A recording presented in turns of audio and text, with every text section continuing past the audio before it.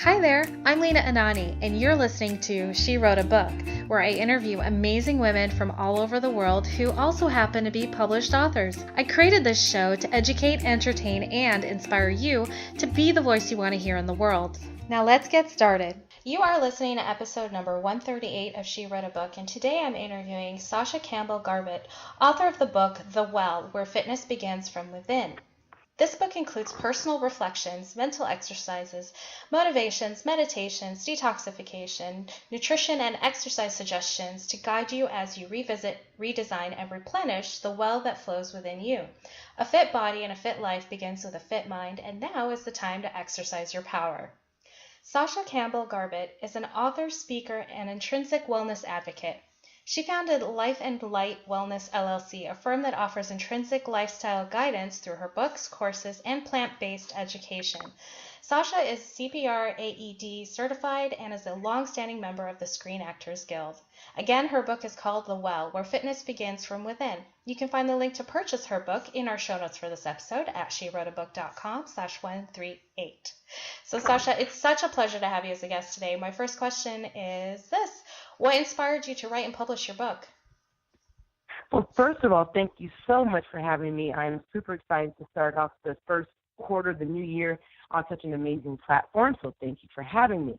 The inspiration from The Well came in two parts. As a personal trainer by trade, I had clients, and they were always kind of going in a circle, especially during the new year. Everybody wants to get fit, everybody wants to get in shape, and everybody thinks that they're committed. And by the end of January, February, they're kind of back to square one. And then the beginning of March, they're back to square one again and again. And I've never been someone who's based my business on monetary gains alone. I feel that my success is gauged based on the amount of people that have found a way to maintain the weight release that they were aiming for. So ultimately, I like to not have repeat clients after a year or two. But after a while, I was like, okay, something is missing in this formula of eat this diet, go to the gym, and lose weight, and it stay off because it's not working. We could kind of all look around us and see that. So I am a daily meditator. I meditate every morning. And in the meditation, it came to me, The Well. It said, write the well. I was like, what? Because I'm a writer in general. And I write a lot of original motivations and affirmations. So my original thought was to write a book of motivations and call it Life and Light, like my business. But I give thanks that I obeyed that inner call to write The Well. And so once I got the word, quote unquote, to write The Well, I began to sit down and utilize my experiences from being a trainer and realize that people were missing a step. And I realized the step that was missing came from an internal standpoint. When people hear the word fitness, they think exercise and gym and weights, but the fitness is actually just defined as health. And where health is sustained, just like where everything else is sustained, is within. The fruits and vegetables that we should be eating come from underground. And, babies are made in the darkness, in the amazing abyss.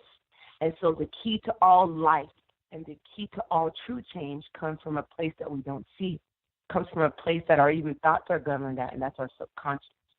And we often don't pay attention to our subconscious because it's been with us for a long time. But we have to question the seeds that are in our subconscious and ask ourselves if it's taking us to where we want to go. And if we can answer no to that, then we can start to make the change. And what I love about my book, The Well, is that it tackles weight loss from a physical standpoint and also an emotional standpoint, because there's a lot of women who would read it and see this and be like, well, I'm fit. Well, skinny doesn't mean healthy, number one, and skinny doesn't mean that you don't have emotional baggage that you're carrying. So The Well delves into releasing physical and emotional baggage so that you have enough energetical space to receive the things that you need to live the life that you deserve. I love it. Wow. So much. I resonate with everything you've just said. I love it. Awesome. Can you tell me a little bit more about the title of the book, The Well? You said it came to you in meditation, but what does it mean exactly? Mm-hmm. Yeah. Absolutely. So the well is, and I'm a water person. I love the water. So when The Well came to me, because I had Life and Light Wellness, at first I was like, oh, just, It just means it encompasses, the inner light within you. But what I realized was the well, the noun well is like a receptacle for water. And a lot of people get water out of a well, water that they need every day. And if a well runs dry, a whole community or a village potentially could go without water. And if there is no water, there is no life. And I realized that a lot of us, our internal well, our heart space, our mind, our subconscious, is filled with things that are not necessarily nourishing to us. And if we can let that well run dry and replenish it with life-giving words, foods, attitudes, and perspective, then we have the life-giving substance that we need to go forward. And also it's encouraging people to make sure that they fill their well daily of life-giving things, words, thoughts, actions, and all that type of stuff. So that's what the well is about. We are our own internal wells, but we also supply hope and encouragement and love to others. So we all have to make sure that our well is full. And this book is a guide to make sure that you keep your well full. Empty it out of all the stuff that doesn't serve you any good and replenish that well with life-giving things. Beautiful. Yeah, definitely get rid of the junk. The stuff that doesn't serve you well. We all have it. Yeah. Yeah, we all have it. Yeah. You use the word intrinsic and in your book, and you use the word intrinsic in the summary of your book, and also your bio. And I was wondering why that seems to be an important word for you and the book, and I was wondering why. I would love to know more about that. Sure. Well, it's kind of like in the era of everyone, being, or almost everyone being a holistic coach or a life coach. And I love words. I call myself a wordsmith. Like, I don't play a lot of phone games, but I play words for friends still. So what I wanted was a word that would translate and resonate with people, that to live the good life is your God-given right. It is your birthright. It is what you were called here to do. And the majority of us aren't living it because we think it's only for a selected few. So the word intrinsic means birthright. It means innate. It means just, the foundational. This is what's supposed to be normal. Wellness is your birthright. Wellness is the norm. So that's why I use the word intrinsic. Beautiful. And you also talk about plant-based foods in your book. Is that the entire premise of your, or not the entire premise of your book, sorry. Is that where you lead your readers to, is towards a plant-based diet? That's a great question. The book is divided into 3 parts. Part 1, it kind of tells my personal story as me dealing with one of the things that was plugging up my subconscious, which was my sugar addiction. And the sugar addiction really kind of, once I delved into that, let me know why I was feeling that I needed a sweet spot in my life. The second part of the book is actually where we go in and we actually have written exercises for you to do to start excavating that those stale roots inside of yourself so we can replenish it. And the third part of the book is where I give detoxification, meditation, nutrition, and exercise suggestions. And being a plant-based eater myself, a lot of my clients, a lot of people come to me asking how do they go there. So what I do in the book is let people know, kind of debunk some of the myths of, well, where do you get your protein, which is one of the biggest myths. And I get into where you can get I have a couple charts in there where you can get your protein from and different things that you can do if you are leading towards a plant-based diet. Now, my goal, because I'm an intrinsic wellness advocate, is not to make everyone be the same. It's for people to find and maintain and cultivate the lane that they were born in. And for some in this moment, that is plant-based living, plant-based eating. But for some, they just want to start with the basics. How can I get weaned off of not eating burgers every day? So I just try to tell them, if you're going to choose to eat meat, make sure you're smart about it. Make sure that it comes from a place that doesn't mass produce it and try to be as humane to the animals as possible. So I give options in the book because my job isn't to convert anyone to anything. It's for them to recognize and feel and honor and love themselves from where it begins, from the inside.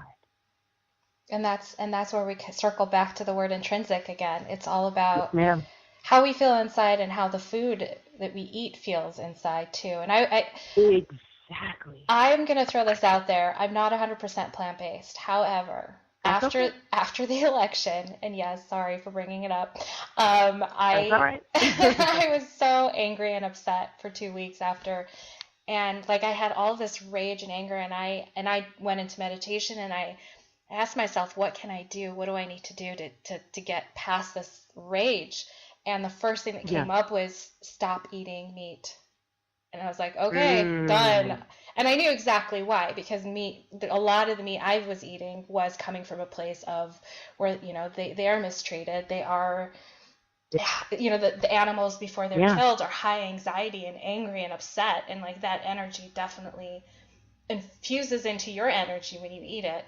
Absolutely. And I think that's one of the biggest disconnects that people have is not even wanting to face or even to question what it's a living thing. Yes, and plants are living things too, but from what we know, they don't really deal with a tremendous amount of emotions that we could relate to. They go to sleep, they wake up, but we don't know all of it. But we know animals, mammals, they birth, they love, and they feel what we would feel, so to speak, if we were going to slaughter. You know what I mean? We feel fear, we feel anxiety, we feel sadness, we feel alone.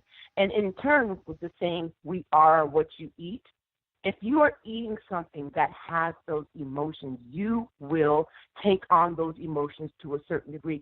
Just as if you're hanging around someone they call a negative Nancy or a Debbie Downer. If you're hanging around them, whether you realize it or not, subconsciously, it seeps into your being and becomes part of you. And you're like, oh, my God, I've never been like this before. Why am I like this? So another goal of the book is to have people aware that everything is connected. Our body is not a whole bunch of separate systems. It is one system, spiritually, subconsciously, physically, emotionally. And I think once we can tie that in, we'll be so much more socially aware and personally aware of all the things that we're doing, saying, thinking, and eating. And, I stress this when I do my speeches. I tell people, we stress working so hard in this world. Work hard, get a degree, get a job, or, become an entrepreneur. But if we're striving hard for all of this and we do not have a planet to manifest all this awesomeness on, what are we doing? And the reality is mass meat production puts a wear on our planet.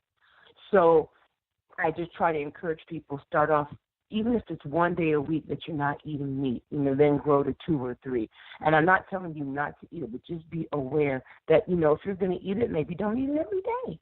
Maybe eat it a couple times a month or something, but you have to know that you are connected to the environment that you are sitting in. And there is a social responsibility and a moral responsibility and a spiritual responsibility that comes with that. And that's part of the purpose of the well as well. Beautiful, beautiful. My last question for you is this: what do you love most about being an author? I love the expression that you get. There's really no right or wrong way to put something about, especially in self-publishing. If you feel something and you feel it strong enough, whatever you're feeling, at least 1 or 2 people are going to run and read that too. And it's good to not get caught up in pleasing everyone as opposed to living in that moment that you feel that you have to express yourself. And we all have different ways of expressing ourselves. Some people sing, some people, tell jokes or draw, and some of us choose to write and share what we're feeling with the world. And there's nothing more beautiful than creative expression and allowing yourself to be who you are in that moment. So that's what I love about being an author, and that people can see that story and read that story. Great answer. I love it. Sahsha, thank you so much for being our special guest today. We will have a link to your book in the show notes for this episode, and our listeners can find that at SheWroteABook.com/138 to learn more about our author and her very healthy book. Thanks again, Sahsha. It's been a pleasure. Thank you so much for having me. Have a wonderful year, everybody. Thank you for listening to She Wrote a Book. If you enjoyed this episode, then subscribe now so you can automatically get access to all new episodes, and feel free to share your inspired thoughts with us in the comments too. I'd love to hear from you. Until then, may you always feel good and make magic.